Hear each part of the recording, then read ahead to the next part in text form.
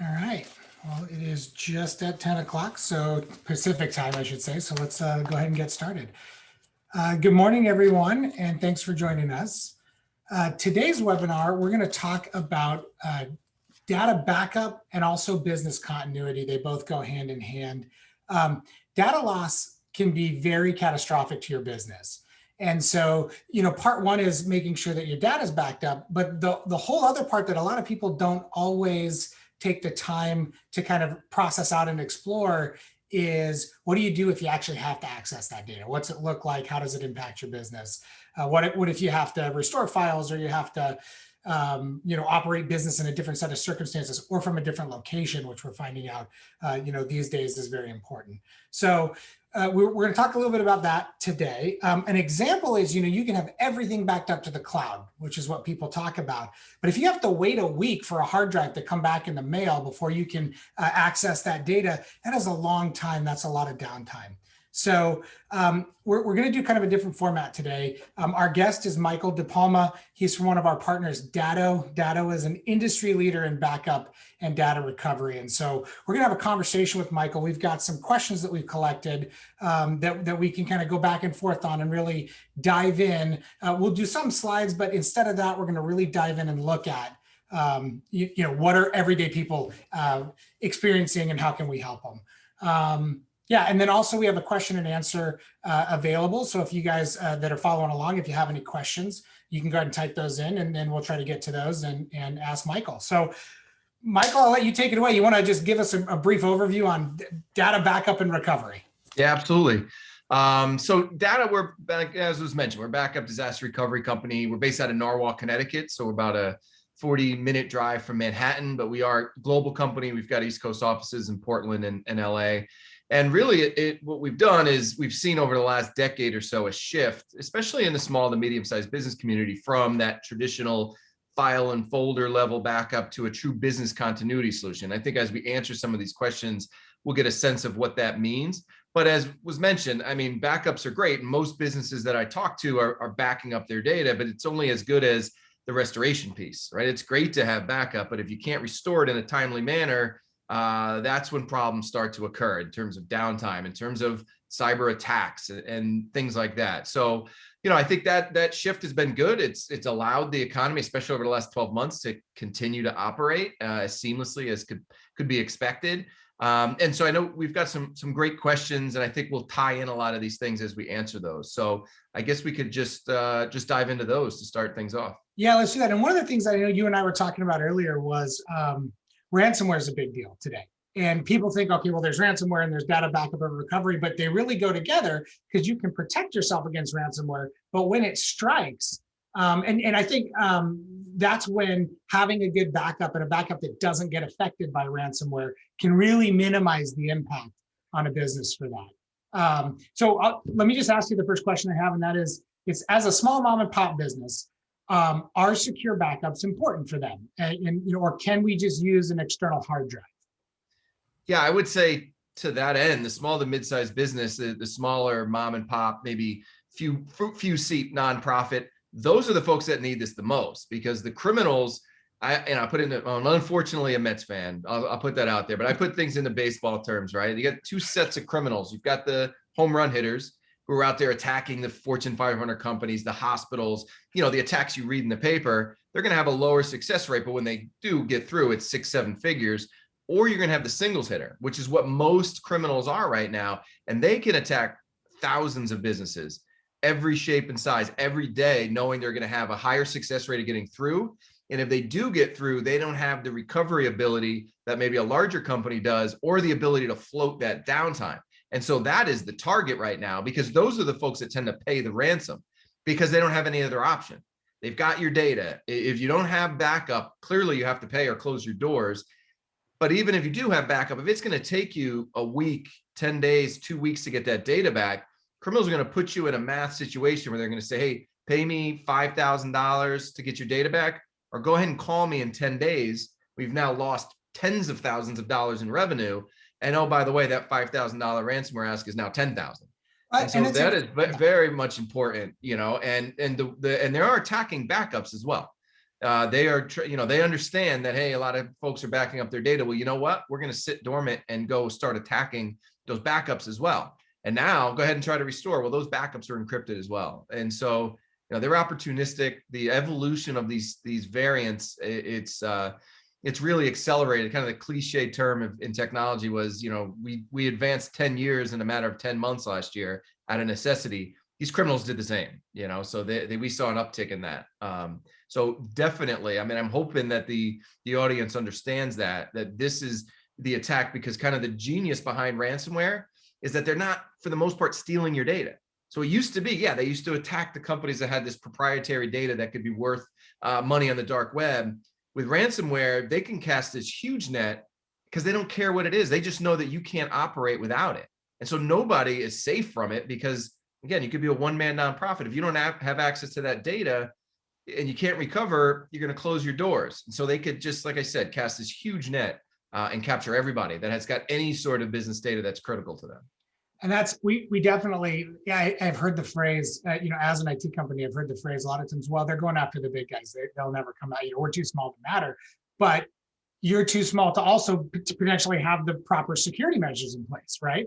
Because it's hard when you're a small business and you're starting and you're growing. That's not something people think about. It's not, it's like many industries, unless you're in it, medical industry, legal industry, there is a lot of stuff that goes into that that's not understandable for the everyday user. And so, and you're right. And what were you saying?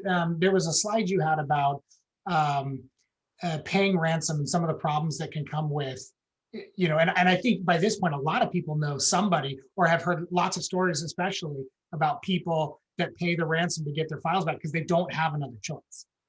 Yeah, I do a lot of presentations with folks from Department of Homeland Security, FBI, and they've always kind of said publicly, don't pay the ransom for several reasons. You don't want to embolden these folks. You do put a bigger bullseye on your back, right? It's kind of like the bully in the cafeteria. You pay once, they're going to keep coming after you until you stop paying. But finally, in October, the Treasury Department put out an official statement for the first time. And basically what it said is, if you pay the ransom, you're at risk of violating the law. And the reason behind this is, again, the misconception that this is the guy in his basement doing these attacks so he doesn't have to get a real job. A lot of times the folks that are behind this are terrorist organizations. They are enemy nation states. So if you pay the ransom, you are in effect helping to fund a terrorist organization. Now, there's not a lot of teeth behind this yet because most of the time they're asking for money in Bitcoin. It's almost impossible to see where that money's going, but it does show you the government's stance on this.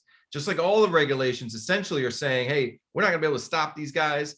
We're not gonna be able to prevent them from getting through or even catch them, but we're gonna put regulations that shifts the burden over to you and says you have to do all the due diligence to protect your data. And if you do get attacked and you survive, that's great, because after that, we're gonna come knocking on your door and say, hey, show me what you did and make sure that you did your due diligence to protect your data, your client data, your employee data, and all the rest. So it really shows that the option of paying the ransom is starting to get taken off the table to some extent, because the government is very, very vocal about saying not to pay it. Does well, and not only that, but I mean, you can pay the ransom. That doesn't mean they're going to give you your data back either, right? Aren't there lots of times where, you're just hosed anyway? It doesn't matter. Yeah, it's not an honest business transaction. You're dealing with criminals, right? So you can see them never giving your data back. You could see them also saying, hey, thank you for your down payment of whatever I asked you for. You pay me again. I've seen there's variants out there that'll say they will pose themselves as a cybersecurity kind of offering and say, okay, great, we'll get you your data unencrypted, and for $400 a month, we'll make sure this doesn't happen again. It's a lot of creative ways. So there's so many reasons not to pay. And we can go through a lot of those, but a lot of times you're not getting your data back. The government's telling you not to. The bullseye's on your back. So that's kind of where we stand on that in the IT community. So here's a question that we have, and I think it plays into that pretty well.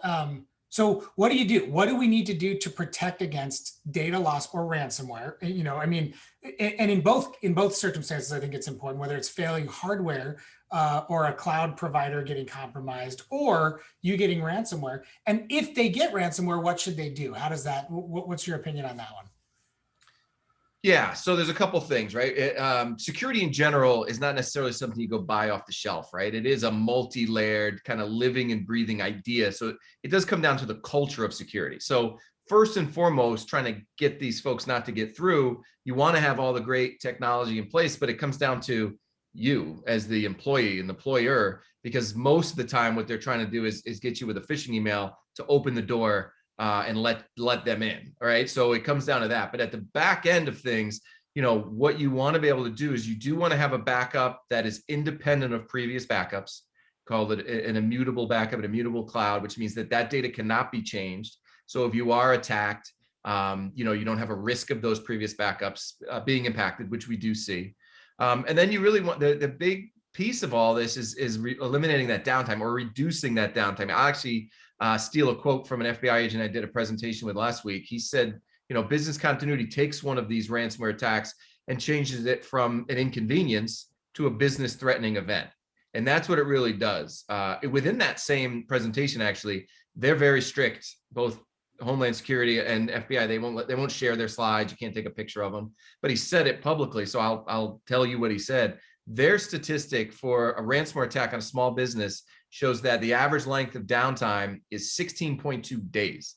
Ooh. So I was shocked. That's more than even our internal data said, but that's what they're reporting. Yeah. So if you start amortizing that out, and everybody on the webinar is a different size company, all the rest, but you start looking at what 16.2 days of downtime would cost you. That's why ransomware is a multi-billion-dollar a year industry, because they want to put you in that situation, do that math. And so it does come back to, if you want to really combat ransomware, you need to obviously have strong backups and protect them and test them, but you have to have the ability to restore that data and more importantly, get your systems back up online as quickly as possible, because then you've taken out both pieces of leverage that they have. Yeah, and so it does seem like you said it earlier, a multi-layered approach. And I know one of the things that we talk to our customers about is making sure that you really, there's a life cycle to your data. So how do you protect? You start with your access to the internet, and how do you protect backwards? Or if you store your files in the cloud, how do you make sure that that's encrypted and that access is done properly or properly audited and things like that? And then you walk through that. Okay, so if this gets compromised, what is our process for getting it back? How long is it going to take? And what are our options? And how do we continue to work in the meantime? And that starts to get into business continuity, right? So it's business continuity is planning what you're going to do if this happens, how you're going to protect, and how you're going to deal with it on the back end. Yes? Oh yeah, absolutely. It's again multi-layered approach, but that's 100% correct. And then when it comes to educating your staff members, like you said, it comes down to you. It comes down to the employee, the employer, making sure that you have policies and that you're following those policies and those processes to keep this from really causing issues. You mentioned multi-layered security, on the front end before we get to data backup. Can you talk a little bit about what that means as far as like endpoint security or endpoint solutions? What does that mean? Yeah, well, I mean, it starts right from the front end in terms of anti-malware and anti-spam and all of those things to prevent them from getting through. With it, I have the little cover page up from this ransomware study that we did. I think the important piece of this is when we talked to thousands of business owners and got some information about those that have been attacked. 60% of them did have anti-malware in place. Doesn't mean it's still a necessity, but it shows that it's one piece of a multi-layered approach. And there's a Gartner report that came out a couple of years ago, and within it there's a quote that essentially says, whatever you're buying and selling in technology, assume that it fails. What happens next? What happens next? What happens next? All the way through the ability to say, even if they get through and they do, the email does come in and somebody does click on the wrong link, what happens then? And so it really, you need to walk through the disaster scenarios. Hopefully 99.9% of the time, it doesn't even get to your computer. It doesn't even get to, it doesn't pop up on your screen. And then hopefully beyond that, you do the education and nobody clicks on it, or they're not going to malicious websites. Right. And then beyond that, okay, what happens now?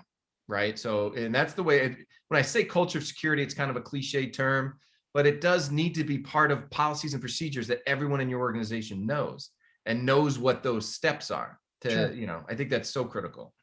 And data backup is changing, right? Because data backup a few years ago, when everything was not in the cloud, and maybe a little more than a few years ago, but when it resided on a server that was central in a location, that's one type of backup. But there's newer types of backup too. Can you talk a little bit about the different types of backup based on situations and some of the recommendations around what they should look like? Yeah, I mean, there's a lot of ways to back up data, and a lot of them are the commoditized kind of old-fashioned file and folder. I was talking before the call. I did a webinar last week, and we did a poll. What are you doing to back up your data? And 33% said they were still using tape, which to me in the IT industry, it sounds kind of off the charts, but we're still seeing that. And one actually kind of, if you like an American dream style story, DATTO was created by a gentleman who was 22 years old. Started building these devices by hand in his parents' basement with the idea of business continuity, meaning, continuity of business operations was available at the enterprise level. Nobody could bring it down to a price point at the small to medium-sized business. Right. That was in 2007. You fast forward to Q4 of last year, we became a public company. So it really is a basement to billion style story. And it was great because of the technology, but it really, what drove that was the small business community needing that data. So Yeah. the shift from the file and folder backups that's sitting on premise, or maybe even just a straight cloud solution, which we've seen. Again, it comes down to that multi-layered approach and the ability to restore that data. So there has been a huge shift. It's not just DATTO. There's a lot of other vendors in the space, and it shows you the growth there because business owners are opening their eyes to it. Well, and like we were talking earlier, the question about can you use an external hard drive? There's a difference between a backup and a smart backup. One of the stories that I know I have is I was talking to somebody who very small business, had a computer. They had all their files on the desktop, like so many people do, because that's where you save it. Do I have a backup? Yeah, I've got a hard drive plugged in, and my Microsoft computer backs up every night. Got ransomware. Woke up one day, got onto the computer, everything's encrypted. Well, I got a backup. Nope, because the backup had taken a backup and all of the encrypted files had overwritten, and now his backup drive was encrypted as well. That's a one and done. You have to start over at that point. So how is DATTO backup specifically? Can you walk me through some of how it deals with that so that ransomware doesn't follow it? Yeah, and it actually gives us the ability to do a couple things specifically with ransomware. So with DATTO, we take an image of that server or that critical workstation. So we're not looking at individual volumes. It is a full snapshot. So it captures all the files and folders, as well as the operating system, the applications, everything. So once you get that big base image, you set up a schedule, whether it's hourly or how often you need to take those backups. And what it's doing is it's just taking backups of the incremental block level changes. So essentially the changes that are occurring between those two time points, right? So what this gives us the ability to do is create what's called an inverse chain. So every one of those backup points is independent of one another. There's no risk of previous backups being impacted. It also actually gives you ability to detect ransomware, not looking at individual variants, because it's almost impossible to keep up with those as there's new ones every 5 minutes, but they all leave essentially the same footprint. So as these backups are going along and they're pretty much the same data set changes every hour, all of a sudden ransomware occurs. Everything is now encrypted. It's going to jump off the screen and create an alert and say, hey, this looks a lot like a ransomware attack. Maybe it's a false negative. Maybe you needed to take a full base image again, whatever it was, but it's proactive, because the worst thing that can happen is that's just staying dormant in your system for days without being detected. So it gives us the ability to do those things.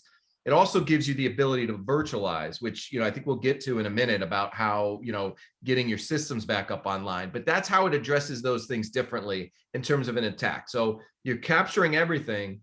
Also, that inverse chain is extremely important because you're not running that risk. If you get hit at 11 o'clock, you could take the time machine back to 10 o'clock, whenever that last clean backup was, and get your systems back up online, because that ransomware detection will also detect the last clean backup, so that it's the speed in which you can get back up and running. So what about, here's one that we get all the time. Well, we use OneDrive or Google Drive, and we have all of our email in Microsoft in the cloud.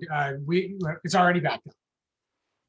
Is that true? Yeah, that's a question you get all the time, especially the explosion that we've seen in Teams and all the rest over the last 12 months.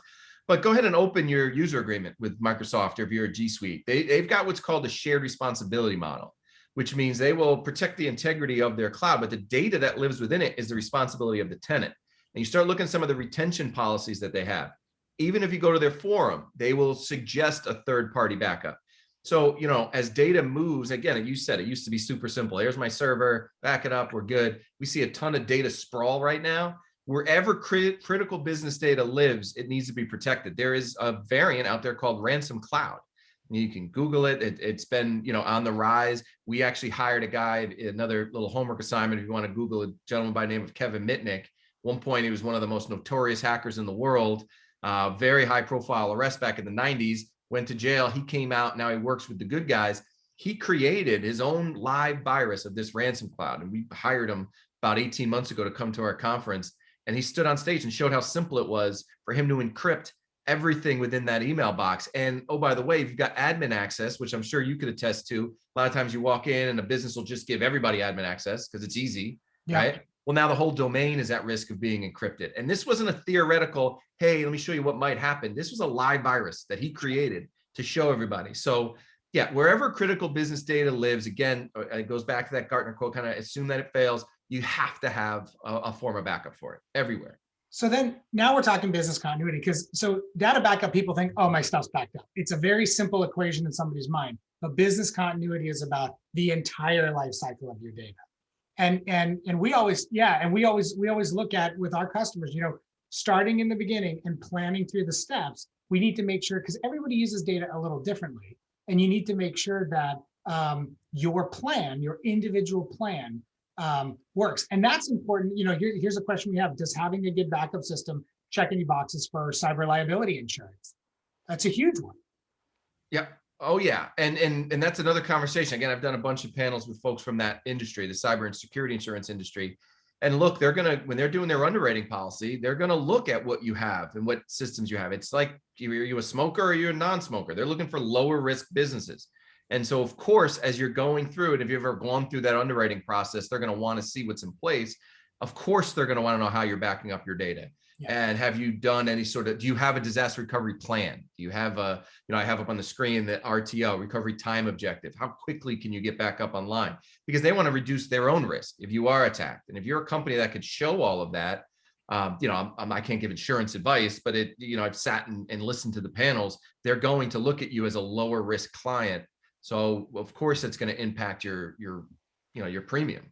Yeah, and I guess it's like anything. What we're seeing in that, as we look at those policies or those questionnaires that come out, the questions are getting more sophisticated because look at some of the attacks that have happened recently. Massive, global, huge attacks on systems that, frankly, and some of them are big companies, and you think, oh, they must have it all dialed in. Not the case. It's sophisticated. And sometimes I think that it's overwhelming for people.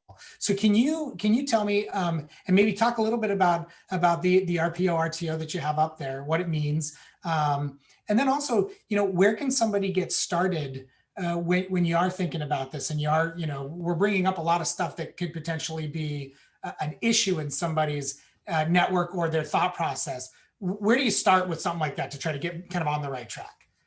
Yeah, I mentioned the policies and procedures piece, and I think it's critical. If you want to start at the very first level, take an inventory of your systems. Take an inventory of where all your physical devices live, what applications you're using. It's amazing how many times business owners don't even know how many or which applications, who's managing those applications, whether there's critical business data. So start there and say, here's our inventory.